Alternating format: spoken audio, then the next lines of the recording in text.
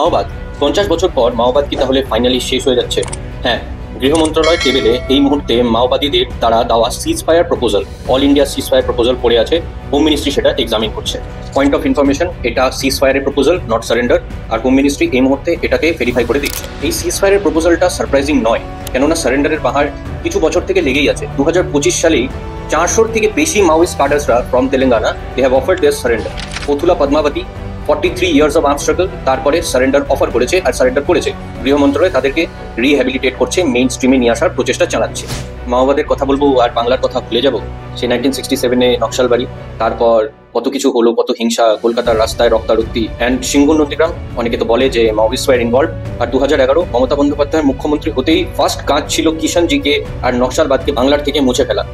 সেই যে জঙ্গলমহলে ভয়ঙ্কর অপারেশন, ওই দৃশ্যগুলো ভোলা যায় কি?